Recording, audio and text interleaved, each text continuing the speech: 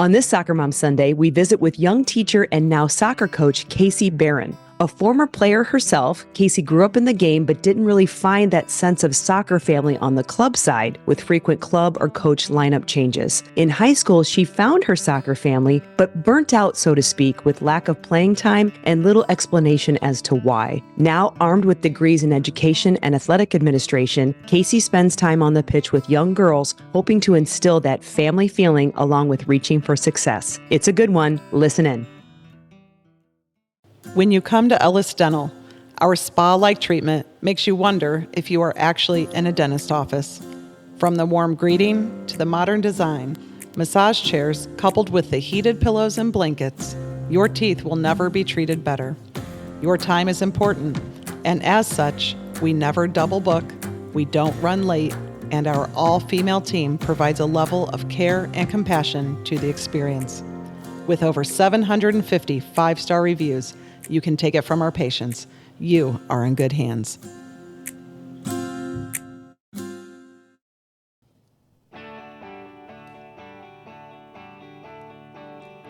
Good Soccer Mom Sunday morning. Good morning. Sunday morning. JB, Jen.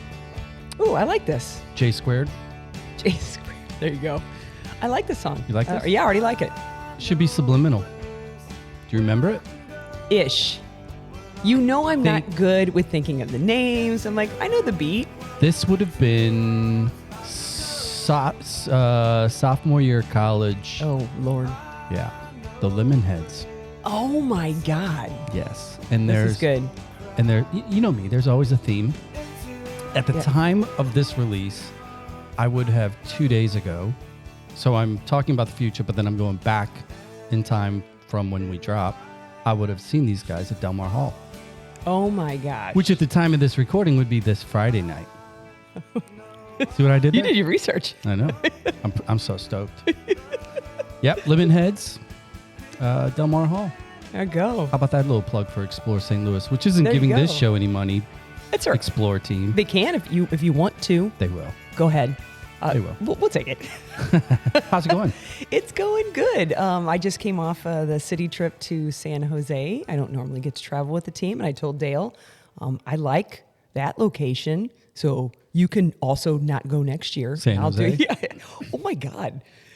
Yeah, there's something about... Too expensive, but it was amazing. Well, there's something about Silicon Valley and 5 of the top 5 richest companies in the world all being from there. Oh, my God.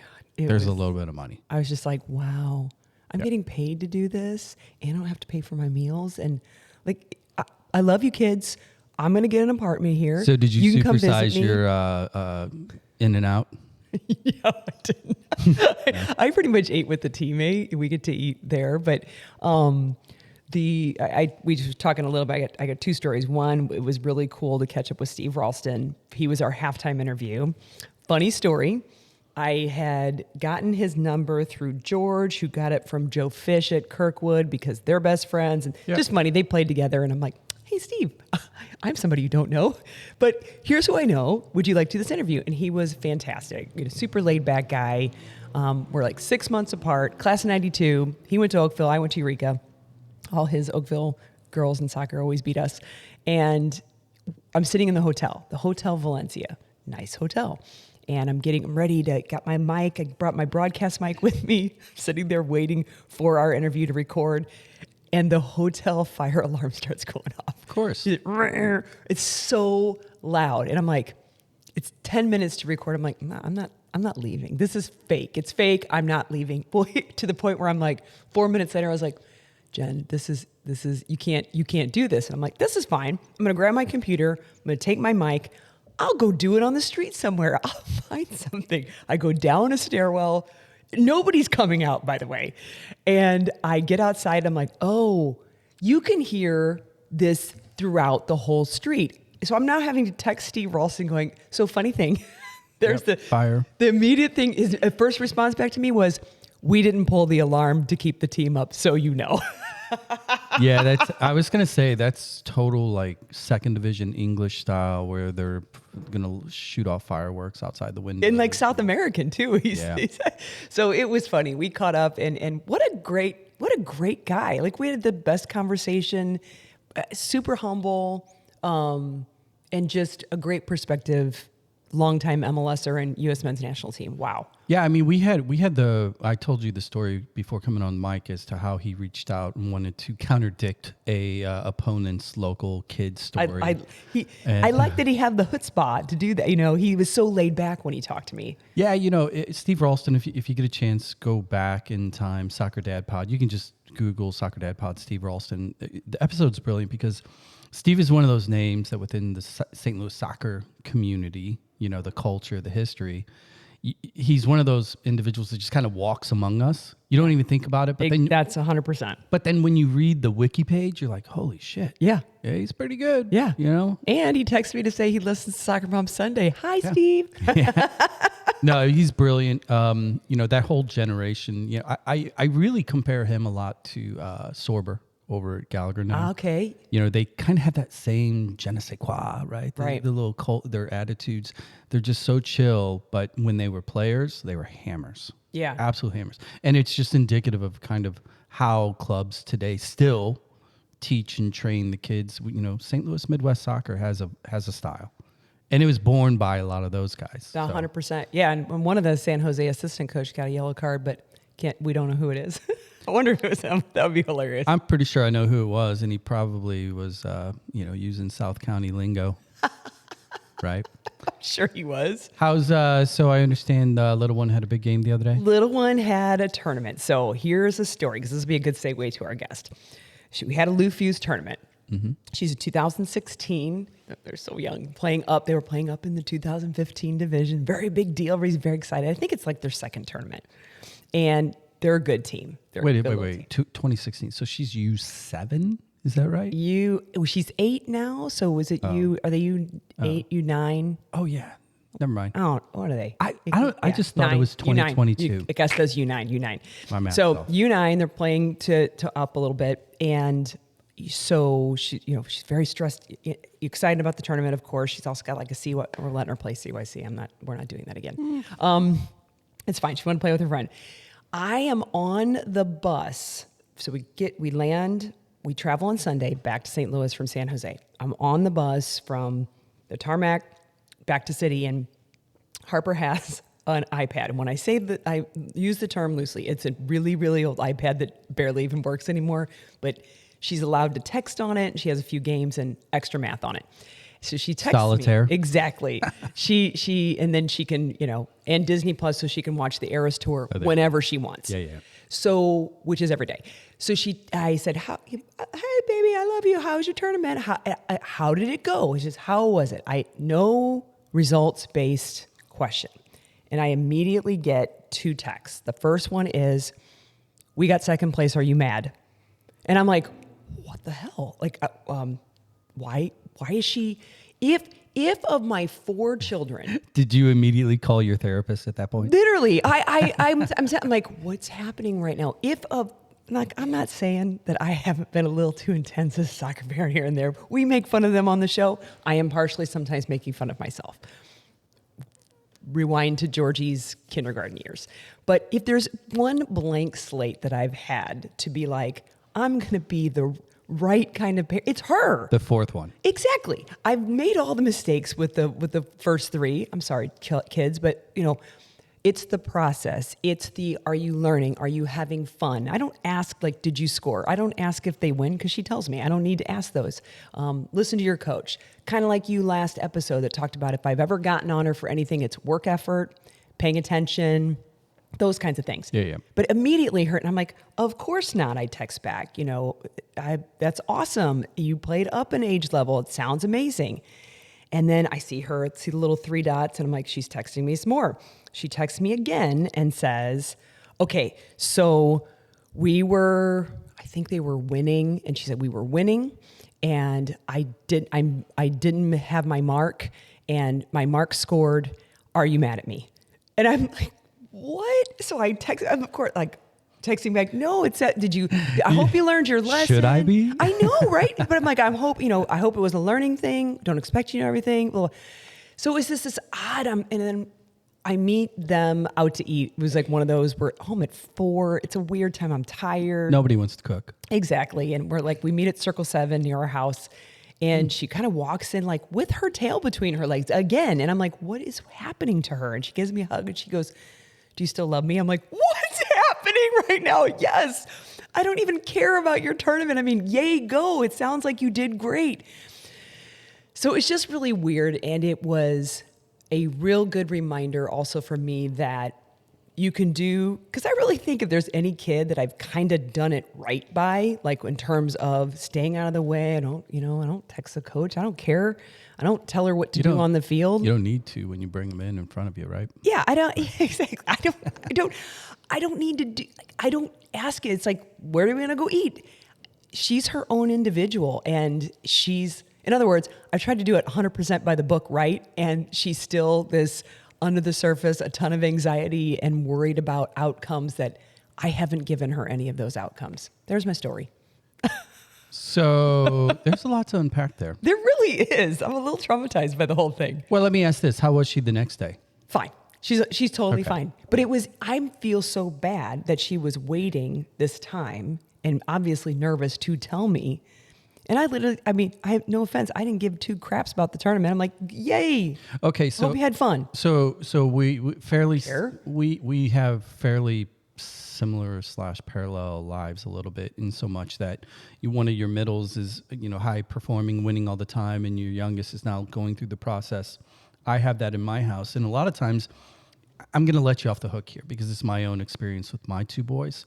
When the younger one is really upset about it, a big part of that is also them living in the shadow of older Fair sibling that isn't losing, that is playing for that team. Fair point. So, I have 3, you have 4. We all know that the 3rd, 4th, and 5th, et cetera, depending on how big your families are, they're raised not by 2 parents, but by 2 parents plus. Yes. So their expectations and their own disappointment a lot of time comes from kids being kids, and talking shit amongst themselves, at the breakfast table or whatever, because Beckett will say to Max, "Well, were you marking your guy the whole game?" Yeah, that's all fair. those little things, and it's a totally quote adult conversation between the 2 of them. But if Yeah. it comes from us, then it's parenting. Yeah, it just was. It was so. I was shocking to me. See, I just saved you a Thank you therapist so visit. much. and the cause of her distress is our guest tonight. She's like, No, I'm "Why did I agree to this?" Coach Casey Beran is with us, and Casey's team was the one that it's so funny this timing, Casey, that you've coached Harper before, and now you're coaching at Lou Fusz against them. And yeah, she was totally stressed and she wanted you to know that your player pushed her. Honestly, I wouldn't be surprised. And then my answer to that was push her back. I go, what are you going to do? But thanks for joining us Yeah, on thanks for this. having You and me. I had texted, I guess it was several months ago. Yes. And we weren't able to link it up. But I remember one of the things that, Harper has had the honor, and she's had great. Matt Miller was a great coach of hers. Tim Lamperseek does a great job with them. But she's already been coached by 2 women, and actually 3 when I think about it. Carrie Twallman, Lauren Lotman, who moved on, and then yourself. And I'm like, wow, how lucky is she to also look at that as a normal thing. So thanks for coaching her. Yeah, no problem. That's what I try to do. I mean, being a woman in the soccer realm, especially being a newer coach, working with those girls. I mean, there's so much I can do with empowering them, especially at a young age. And that's one of the main reasons I went to Lou Fusz. Well, let's start because I'm a linear person. So let's go back to little Casey. So tell us your story. Tell us your soccer. Like, when did you start? How old were you? What clubs? High school. Name drop. Let's go. Okay, this might be a long story. So I started soccer, when I was little, maybe 3 to 4 years old. I grew up in Maryland Heights, North County area, and I played CYC up until about Who was your school? Holy Spirit. Holy Spirit. Okay. Yes, so my dad was the coach for that. And then when we got to about 2nd, 3rd grade, that's when I started my club experience. So I think I started when, was it Bush Bush was around. Yep. Okay, yeah, They were a yeah. club. And then right after that, I went to JB Marine. So I hopped around clubs like year to year. I was a very unlucky player in that aspect. Whatever club I went to, a year after, the coach always decided that they wanted to go somewhere else, So unfortunately. the coach was changing clubs? Yeah, Okay. either the coach was decided not to coach anymore or decided to change clubs. And so I always hopped around quite a bit. So I was never able to gain like that almost family atmosphere probably until I got to high school, where the first 2 years in high school, I was at JB Marine again. And then I went to Gallagher my last 2 years of high school. And my Gallagher team was probably one of the first times I had that family atmosphere. The coach that was there for an incredible reason. One of the players ended up getting cancer. And he said he was going to leave. And she got cancer, and he said he was going to come back only if she beat the cancer. And she beat the cancer, and so he came back and coached for Who's the coach? Scott Steffen. Nice. And actually his daughter is now coaching at Fusz. She was my teammate back then, so she's coaching at Fusz too. Aww. So just a great story, and like I said, that family atmosphere. And then Who was your high school, by the way? Did you Incarnate Word. Incarnate Word, Yes. right, that's right. Did you play for them as well? Yes. Okay, So my my freshman and sophomore year, I played JV. And then my junior and senior year, I was on varsity. Not, in my perspective, not the best experience with playing opportunities and stuff like that. And I think that kind of led to possibly a burnout mentally, especially going into high school or college afterwards. I decided. Do you mean the compressed season? Like there's just, it's a lot in a short period of time. Because I didn't get a lot of playing opportunities in high school. I think mentally it was very hard on me because I didn't understand why. I was never, and again, in my perspective, never given that reason why. And I think because of that led to me not wanting to play in college and yada, yada, yada. But I ended up playing competitive intramurals at Missouri State University. And with that, I kind of found my love again for soccer. And decided to play club soccer there as well. So, and then now here I am. So post college, what was the path? Was it immediate into coaching training, working with clubs? Was there a gap? When did you get back into it? What was the transition? Yeah, so there was definitely a gap. So I graduated college in 2020. So with that came COVID and all that. Yeah. Jen, do the math. Yeah, it just Wasn't great. It was not great. And I was a teacher. And starting in 2020 up until this past spring, this past May. And I was getting my master's in athletic activities administration because sports was still like, I was very into sports still. That's never gone away. So I thought that was the right path. And because I joined that master's program, I started getting more involved within the school district, like their soccer programs, and then wanted to continue that further. And I actually went and found like that Fusz was just hiring coaches just in general. And I just went for it. And now here I am. So let's fast forward to the end of the story here. What Jen led with, talking about the tie game, the disappointment in her daughters. When you hear a story like that, talk a little bit about the game, and then her story in particular as a coach. You're responsible for these young minds, right? Yeah.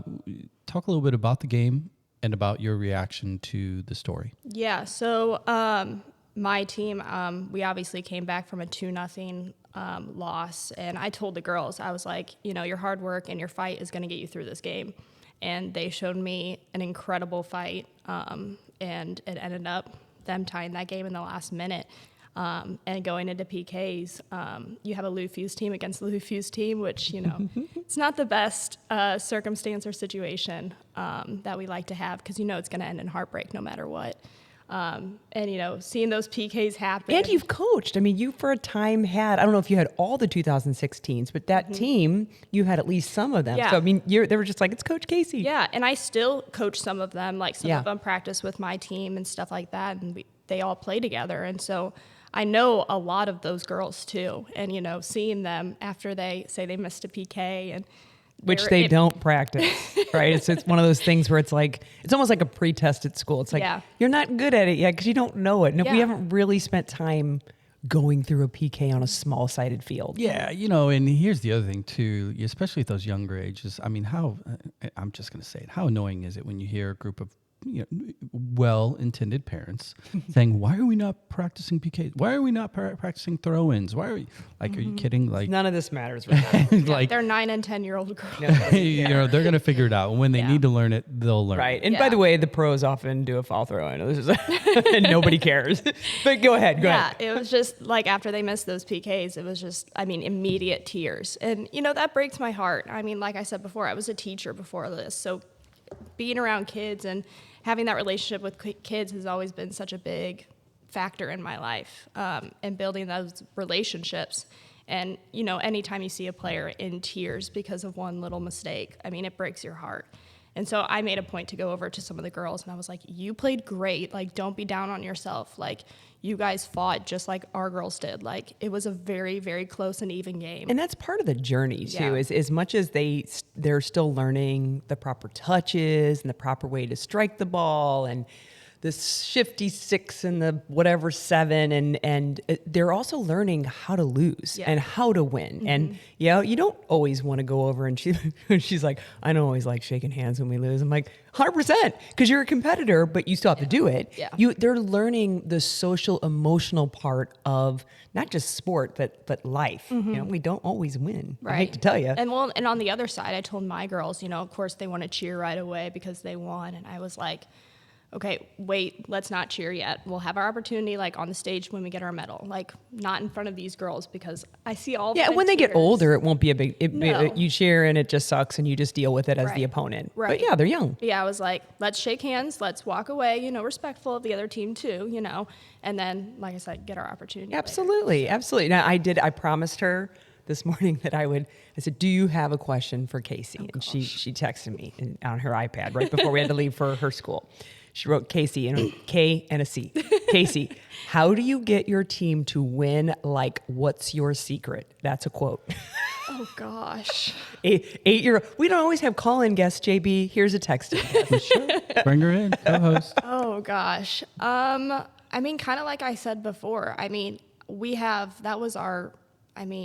We're still so at the beginning of the season still. And so our technique wasn't quite on, and, our possession wasn't there. And, so many of those little things that you work on in practice wasn't quite there yet. So I told the girls, I was like I said before, you just got to work hard. You got to fight for this. Get physical if you have to, like body to body, do what you have to do to win that ball. Obviously don't go to the extent of like kicking their ankles and stuff like that. That's But for later. That's later. We'll do that in Yeah. later years. But it's at that point, if you're physically not there when you're on top of that ball, it's going to be a mental game. It's going to be. You're already talking mental game with them. Yeah. Good for you. Yeah.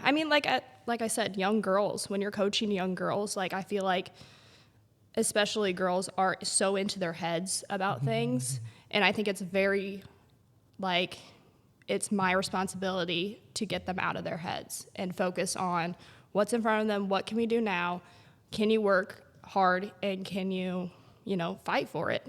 Yeah, it's a fine line that you individuals like yourself with teams like that where you're at such young ages and you're really moving into, wanting them to be competitive and you're wanting to, learn. And there's a fine line that you guys as clubs walk between player development and competition, right? And, making decisions for the sake of winning first versus making decisions or coaching in a style that breeds good soccer or player development. Because I always think in terms of, I hate cliches in general, but I think it's a Mandela quote, something like, I never lose, I either win or I learn, right?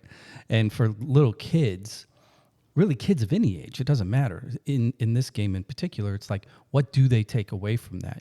So for you guys, those conversations after a game, to your point, like you played really well, but they don't hear that. They don't really understand that. No.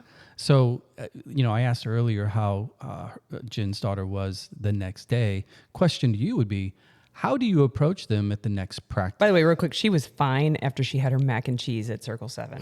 The Harper special, she was fine. She was done. It's her comfort food. What she wanted to know, which still makes my heart hurt, was that there was this probably period of time where she was thinking, I was on a plane. There was no contact. And she had to tell me that they got sick, which is really still awesome, playing an age up. And she was probably in her head and worried about this interaction with me where we've never had one where I've been like, I've been really disappointed in you, right? I've never had that with her. Yeah. So Casey, back to first practice back after a game that, even at a young age, they won't forget that for a long, long time. Right. What do you say to them? I'd say, they're not, you're right. They're not going to forget about it, but I'd still tell them, put it aside. Let's not focus on that right now. Let's focus on what we can do right now to get better. So what are the small things that we can work on that maybe we didn't do in that game? Okay, marking, the player at the end or whatever. Things like that. That's going to come with any team. So that might be something. And like I said, I don't know with her team everything that they needed to work on. But I would still keep that mental state of, empowering them and making sure that you guys are still on a top team at in the Lufuse level or club. And that's a huge accomplishment already. So, and these games are going to come, especially when you're playing a year up against another top level team, Which at those ages, a year difference. That's like giants, sharks and minnows size wise. It can be, yeah. In a lot of cases. And it's, she's on the taller side of, she looks like she would belong on the older team, but it's also, telling her too that, why do you think that you're playing a year up? Like, why wouldn't you just play and she's like, 'cause we're good. I'm like, okay, that's reason one. But reason two is Coach Tim and your team wants to increase your chance of failure because it's with failure you get better, right? So Harper, one of the lessons you've learned and you've taken away from this is that you got to stay on your mark, right? And what does that look like? And what does it feel like if you get bodied off the ball? What are you going to do? And you don't learn that. No offense, she's not learning that in her CYC games. She's dancing around them in CYC. She learns nothing. She's having a great time. This is social. This is great. I said, it's by playing teams that are better that we make you fail more. And she goes, well, that's dumb.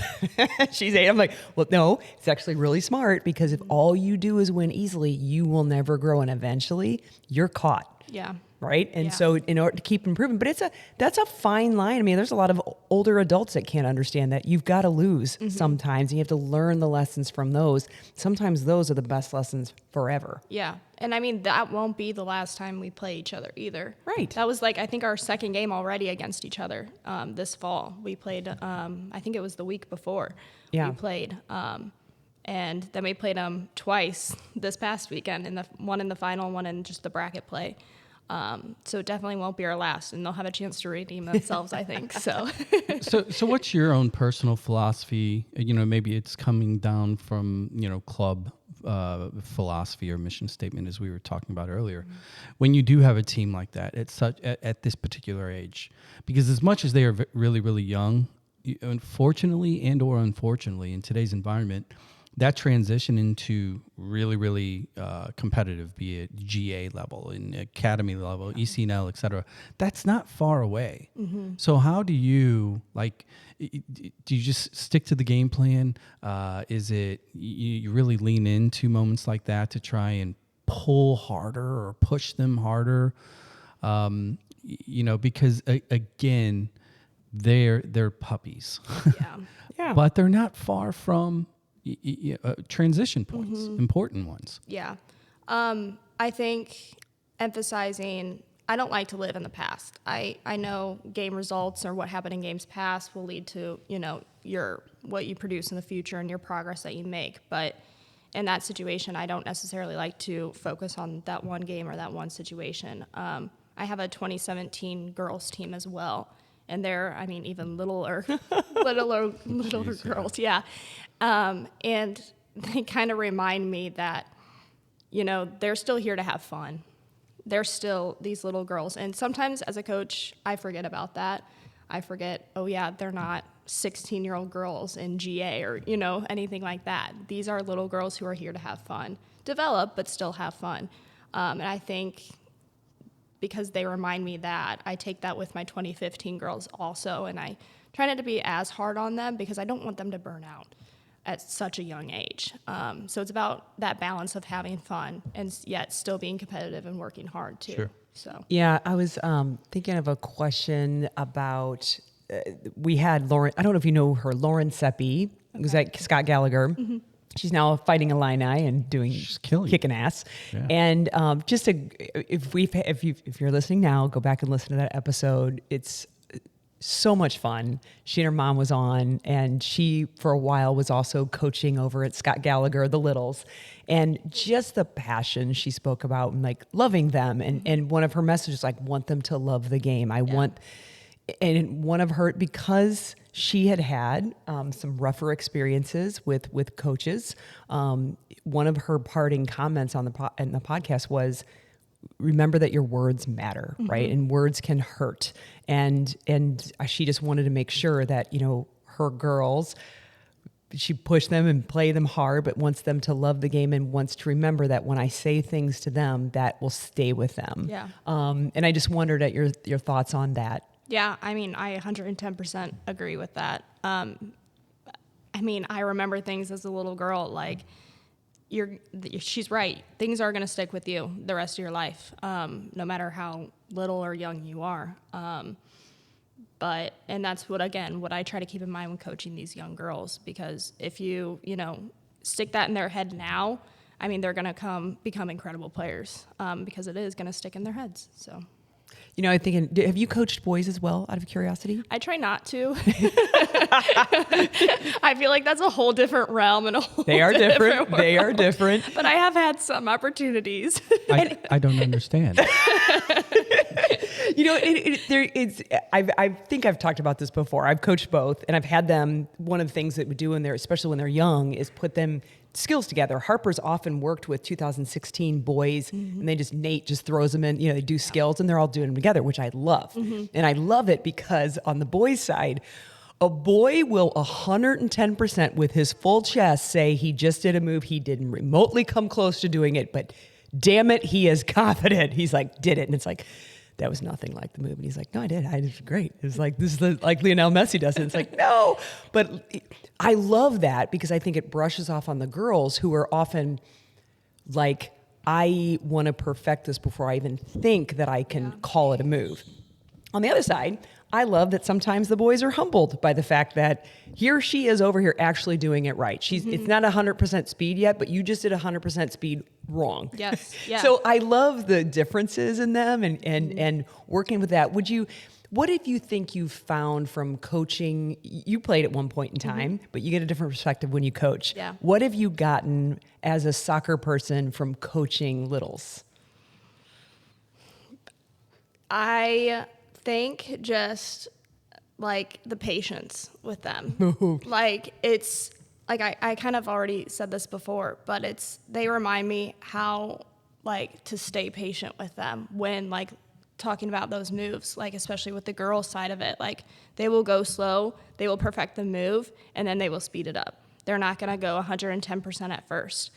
So it's like, but in my mind, I'm like, well, why aren't you getting this move? You right already from got the it. get-go? You Like, got it. yeah, just go. Just go. And you have to remind yourself to stay patient in those kind of situations because, I mean, I was in that position at some point in time, like just like they were. So I think that, I mean, that is such a critical analysis, self-reflection on, by you in so much that you acknowledge that, patience is something that you probably have it innately, but then you're capable of reminding yourself to apply it more often.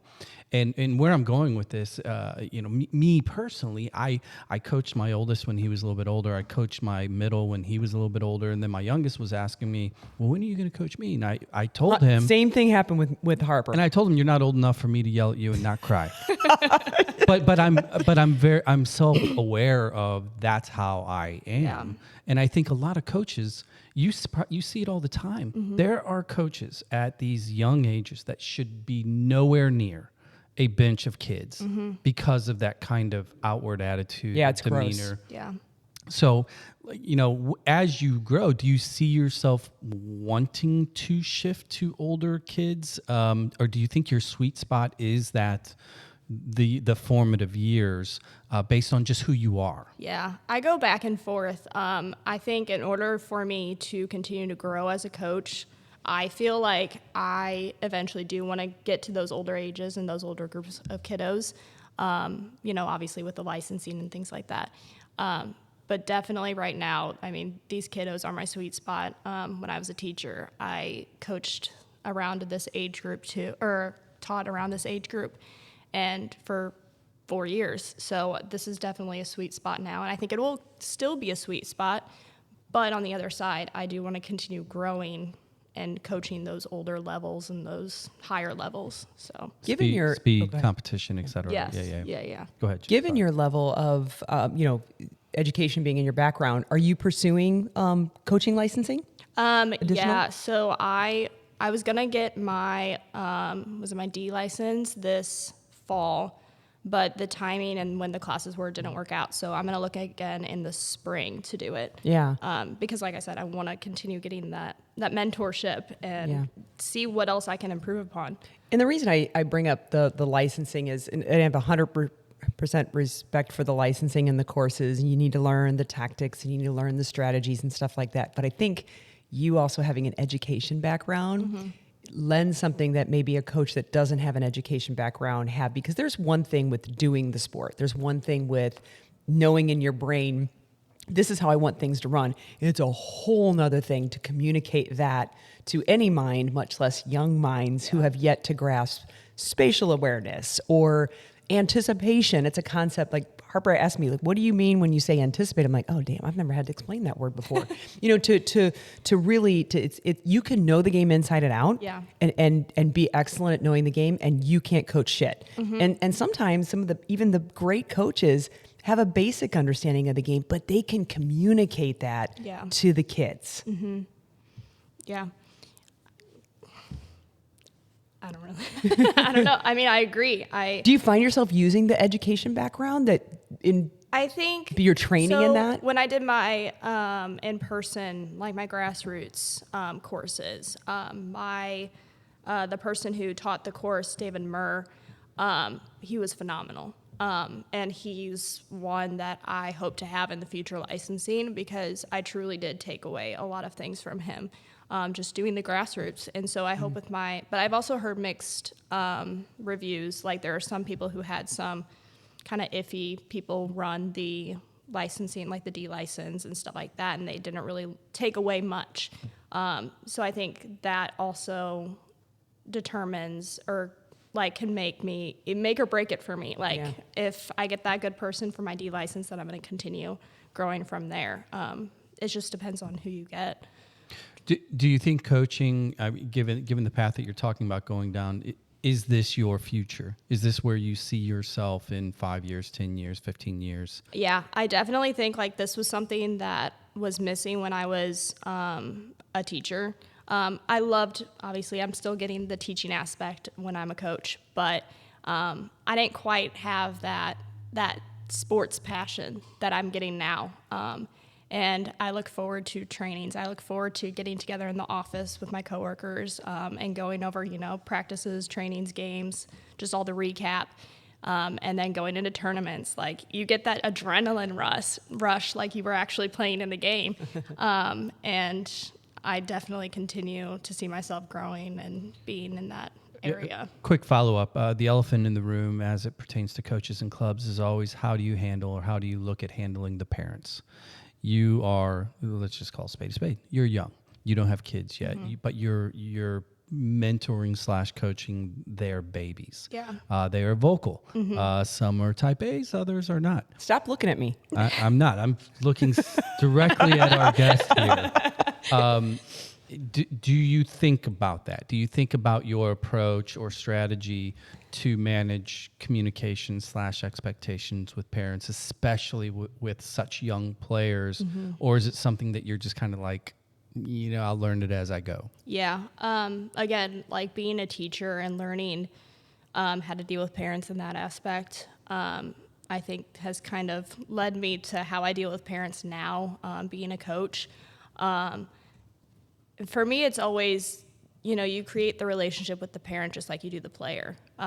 You guys are in this together. You want the best for your kid, and you want to develop your child or the child like both ways. And creating that relationship, I think, comes first. Yes, you may disagree on something, and you might have to put your foot down in some areas. But I've gotten a lot of great feedback from parents when I do have to do that.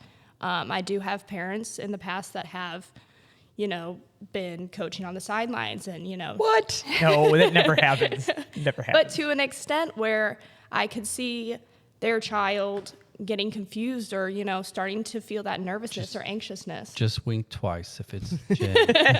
Not me this time. But,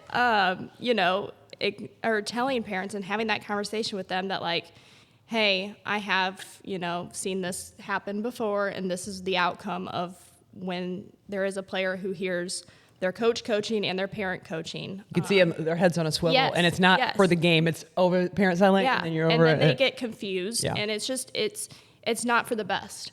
And when you explain it like that to a parent, I think that's when they're like, wow, okay, you're right. I didn't see it like that. Understood. We're good. That's a hard conversation to have. It is a though. very hard conversation, but it needs to happen also. Again, we both want the best for their child. And because I've been in this is going into my 3rd year, and I've seen a lot of different situations and experiences with that. So, Yep.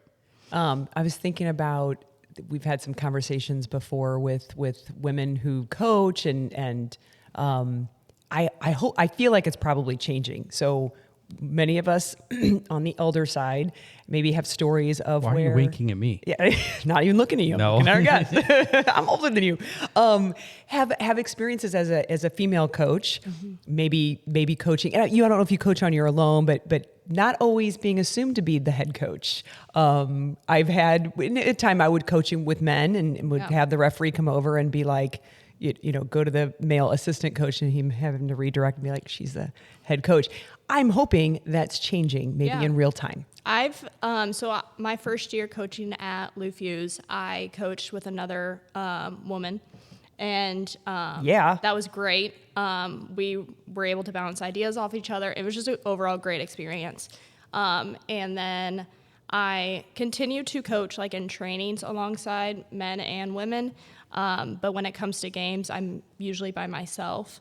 I've never really had like a guy head coach or a guy assistant coach on the same team. So, but when there are coaches that do like, stop by your game and stuff like that, I think maybe the other team or coaches get confused and like, was that your head coach? Or it's like, nope, it's still me. The girl who's been screaming the whole time. That's me. Hello. But I'm hoping it comes to a point where, I ask that question to somebody and they're like, I don't know what you're talking about, because it's gone, right? It's gone from the game because the game has grown, right? Mm-hmm. And that was actually leading to my next question, is the growth of the women's game. Yeah. I'm looking right here as an email that I told Harper that I had gotten. Coach Tim Lamferseek, who I'm going to have on this pod. I'm going to get him on here eventually. He does a really great job. Matt Miller did a great job with the girls. You did too. And everybody has a different style. One of his things is to send kind of a weekly email, probably mostly so parents leave him alone. And it's great. It's like, all the stuff. It's a preemptive strike. Yeah, it's like, here you go. Don't talk to me. I 100% respect that. But when he does that, he sends a game of the week. And this past email was Casey Current versus Washington Spirit. He sends a Google link, or YouTube link, I should say, to watch it. We have it on Paramount, so I send this to Harper. I'm like, okay, this is your responsibility to go watch this game. Yeah. And I'm just sitting here going, I'm so excited that she has pros who are women to look to, because I didn't really have anybody. I didn't know of anybody growing up. I just want to get one of, first of all, did you admire a female soccer player growing up? And what's your perspective on the growth of the game and their ability to, it's not as much coverage yet. It's not as easily accessible, but it's there. And she can go click it on YouTube if I let her. Yeah. I mean, growing up, I feel like I was very much in like the Alex Morgan era still. All right. So, Oh, like, she retired. Oh, are you and then okay with she her just retire? Are you okay? I think I was a little shocked. I'm not gonna lie. I didn't expect her to retire. I feel like it was still so early for her. But I also, on the other side, see, okay, well, you know, she's growing her family and all that stuff. So, like, I'm happy for her. I truly am.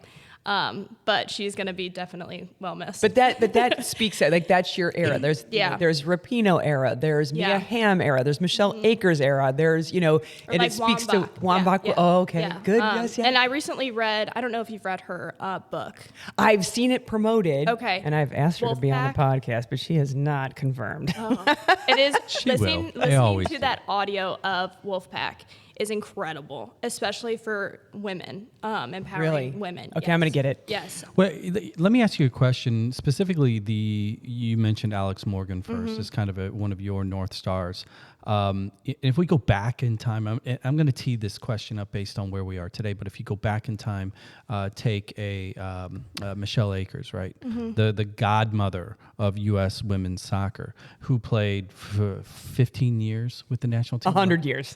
She played forever. Right. She's great. Yeah, right. Okay. She was there forever. Now, in fairness and in reality at that time, women's soccer wasn't being supported the way that it is today. And you fast forward a little bit, and Alex Morgan is kind of the current representation of maybe a changing, not of the guard, because all generations eventually don't play anymore. Yeah. But what it is it's a changing of the systems and the growth.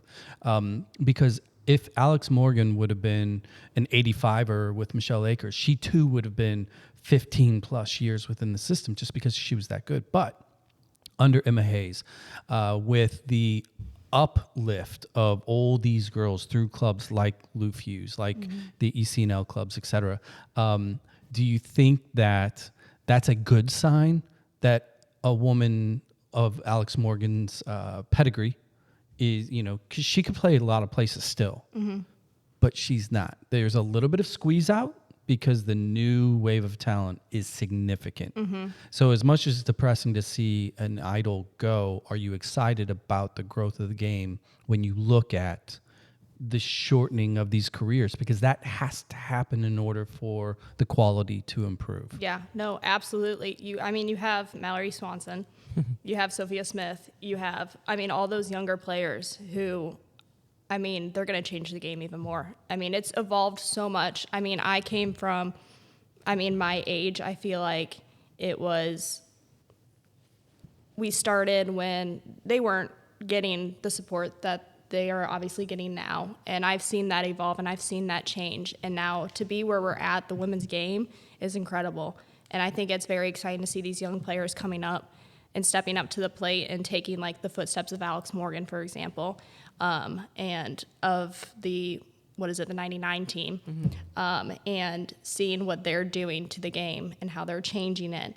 It's only going to get more positive and it's going to get incredible. Yeah, I think if I remember, Alex has recently made a comment about she feels like maybe her future in the game is investing in a team, and to have, and this is what I think it's going to happen with people who have a ton of money, like Michelle Kang, to former soccer players that get involved somehow. Angel FC has, 20 owners? It's got a ton of owners, right? Saskia Weber's only one of the owners, and we've had her on. It takes also women mentoring women, right, and girls. And so you see that on the men's side, that it kind of gets passed down, from whether it's coaching, whether it's investing, and people go on and they retire and then they invest in a team. And it's awesome to see women also saying, I'm going to be a part of, I got to play and now I'm going to be a part of building and making this more and better for other women as well. So that was neat to see that, we're going to miss her maybe playing on the pitch, but maybe not miss her from the game. Yeah. Yeah, I agree. I mean, on that same aspect, you have like Brittany Mahomes. Yeah. She's running the KC current side of it all. And she played in college. And again, she's kind of in that, no, she's not as big as Alex Morgan, sure. But you still see her as a woman, you know, creating this atmosphere for other young girls and young athletes. And hopefully, you know, it's a start of something, right? And you're just going to continue building that empire, hopefully. And the other thing I see on this too, that's starting to happen more, is men supporting women as well. And here's my take on that. When I went to high school, it's still the same way because in Missouri high school, and I complain about this all the time, the girls and the boys play in different seasons. Yeah. So the first time that I ever got to feel synergy with a male team was at Lindenwood. We both had the same season. We played in fall, and it was like, oh, this is interesting. They're coming to our games. We go to their games. It was the coolest kind of support we had, Yeah. and I had never experienced that before.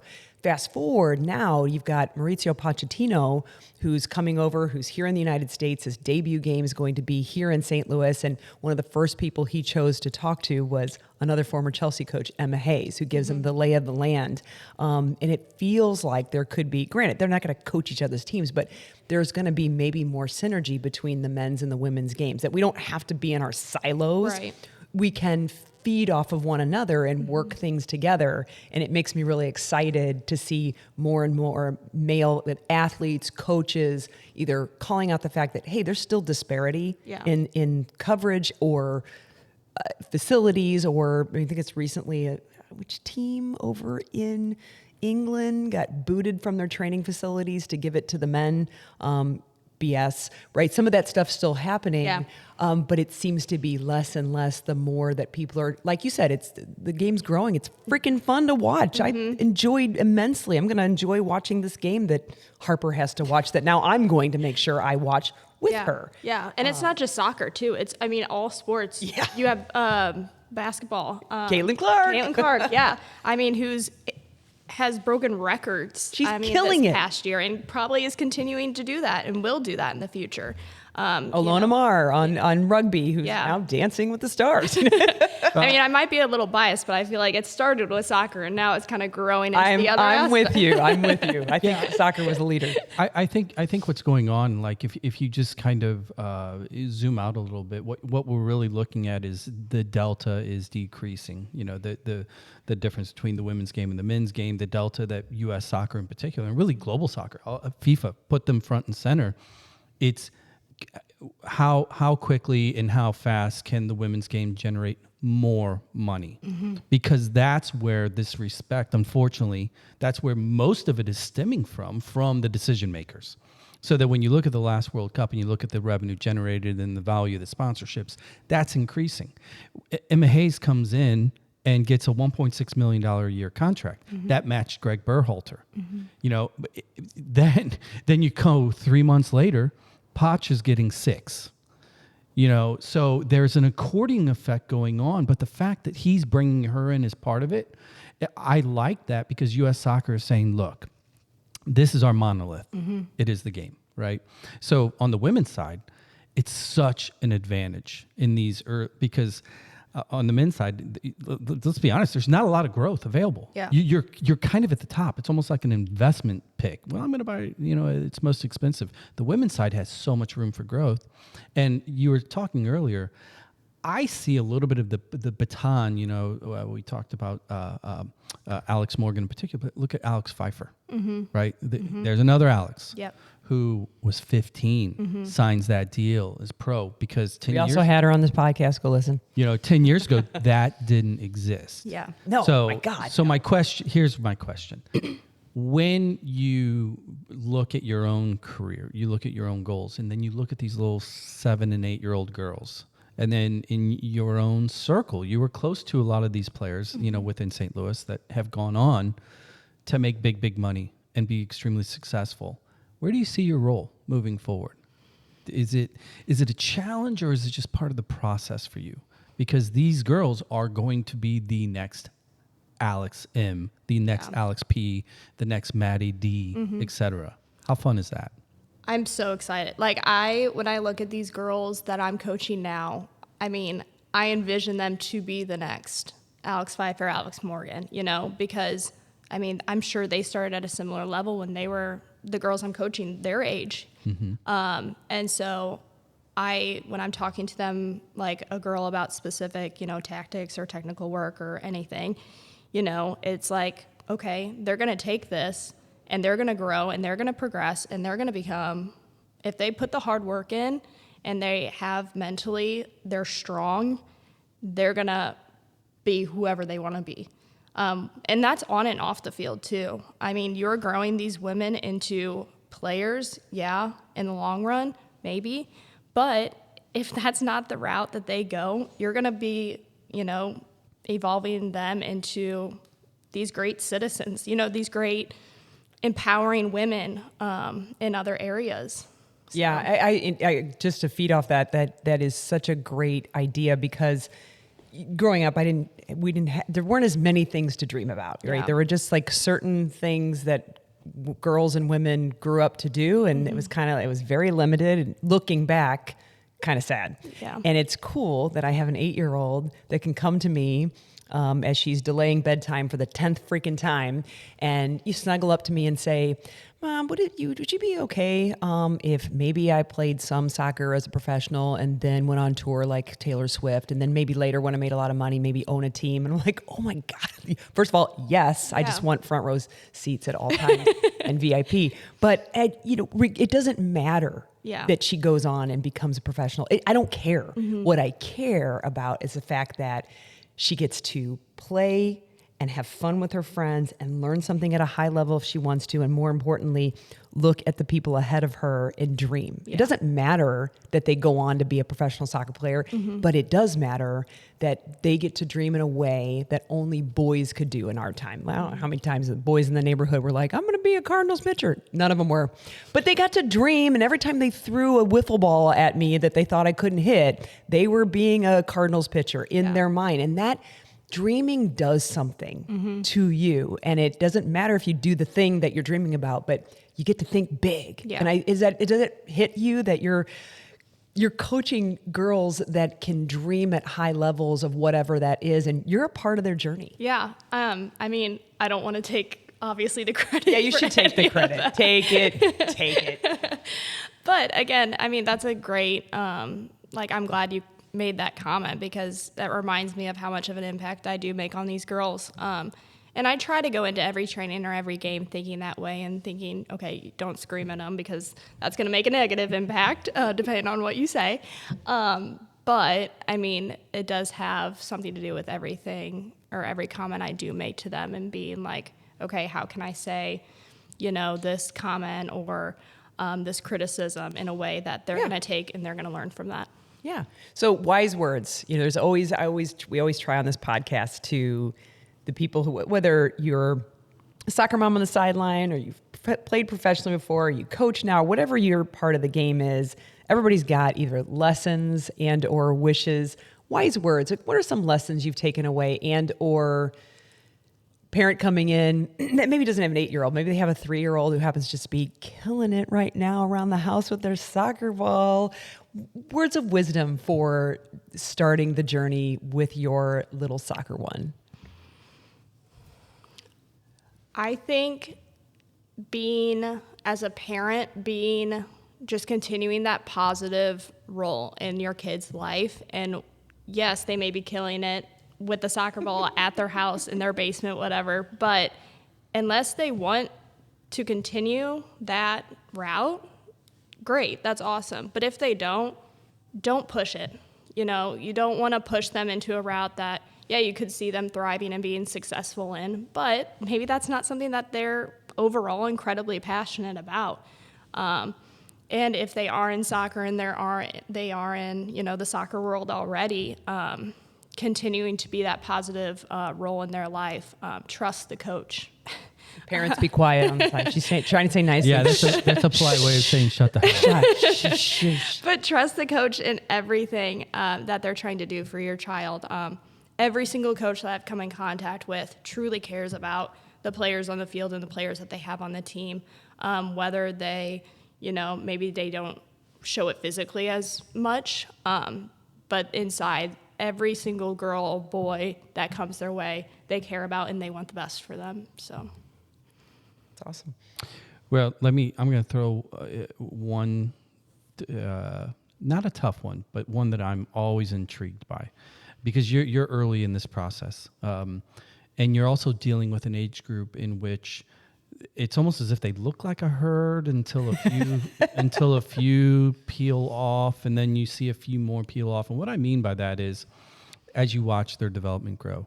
Oh, I thought you were talking about bunch ball. They were playing together. Is. Let's not kid ourselves. It is most of the time. But have you started to experience within your own head, within your own analysis, a way to determine or to look at kids? Because the question that I asked to so many club coaches, directors, et cetera, is the it factor. How do you see it? When you see it, what is it? How would you describe it? Because there's definitively, I don't care what the program is. When you have a kid out there, whether it's a 9-year-old or a 15-year-old, you can tell. You can watch the game and those kids just do things differently. Have you experienced that yet? Can you look at these girls and be like, okay, she's got it. And if that is true, how do you define that? yeah. I think passion is definitely one of the biggest factors. You see a kid who has passion for the game or love of the game, and you have some kids who, technically might be just the same, but they don't have the passion. The passion goes a long way for those players. And if they have that passion, then they're going to work the hardest that they can at whatever area they might need growth in.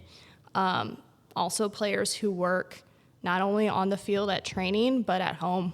They do stuff by themselves. Parents don't have to tell them. Coaches don't have to tell them. Like, they're going out in the backyard and they're doing 30 minutes of the Super 7 or the Shifty 6 or anything like that. Again, that stems from having that passion and having that just inside them, that big heart and that big, I want to be the next Alex Morgan, or I want to be Alex Pfeiffer, things like that. So Yeah, and you know what? I just want to add on top of that, just a little bit of a feedback on that, because your answer is no different than Pat Noonan. We asked Pat Noonan, head coach of Cincinnati FC, FC Cincinnati. We asked him the exact same question about his MLS players. And it is passion. It is that drive. And I want parents that are potentially listening to this at this point, you can't teach your kid to have that passion. No. They either have it or they don't. They might grow into it over time, but that's on their terms. Yeah. And that's one of the things where, we've talked about managing the parent expectation, and I think that's so critical, because all parents think their little Jamie and Johnny are the greatest thing since sliced bread, right? But I think, watching that, coaches like yourself, you guys are aware. And if the kid has it, they'll be put in the right place, So kudos to you. I love hearing that. So favorite memories, and I'm looking for two. One, favorite memory as a player, and it could be from any part of your era. Okay. And so far, favorite experience as a coach. Ooh, I'll have to think about that one real quick. Put you on the spot. Okay. It's fine. Okay. I'll go back to my high school time and playing for my high school. It was a little bit of a hard mentally when I played for my high school, but the 2 years that I was on varsity, our team made it to state both years. And that was just an incredible experience, how we got there. We played, I think, Dominic in order to get to state, and we came back. I can't remember the scoring right off the top of my head, but we came back and we ended up winning the game from losing. It might have been like a 3-1 game or something like that. Just that was one of probably the first times I've gotten that true team atmosphere and that true team, you are so excited. State's such a big achievement, and going to state was huge for us. I went to Incarnate Word, and they're all about their basketball and state champs and all that. Yeah, So good. doing that They're for good. soccer, they are very, very good. But doing that in soccer too, it was like, okay, we are better than just basketball, Right. So I think that was definitely a moment that stuck in my head. We unfortunately made it to state, and I think we tied for third. our first year, and then we got Still we got though? fourth Still place though? the first year, and Yeah. then tied for third the next year. But it was still like being able to travel to. We played in Kansas City. Being able JB, it's okay. It's okay. You're all right. we. That's the city that shall not be named. I'm sorry. Did I'm you not sorry. get the I'm sorry. memo? Well, we ended up losing, so it was a bad Oh my experience on God. that side. But He's like, Just ruined my morning. delete. but I think, I mean, as much as a hardship high school was, I think that was a great moment. And then those are exciting memories that I'll have. For You know, you my life. said it right. I want to still get to the coaching member, but real quick. You've said it like 3 times, and it's so the psych's coming out of me, being that team experience. Yeah. So when you kind of mentioned just by it happens where you've got some people who are able to stay with their team for 10 years and it doesn't happen as much anymore. Yeah. But you really, that was a piece that obviously fell hard for you is not, but club coaches either quitting or retiring or whatever, not being to stay with the same group affected you. Yeah.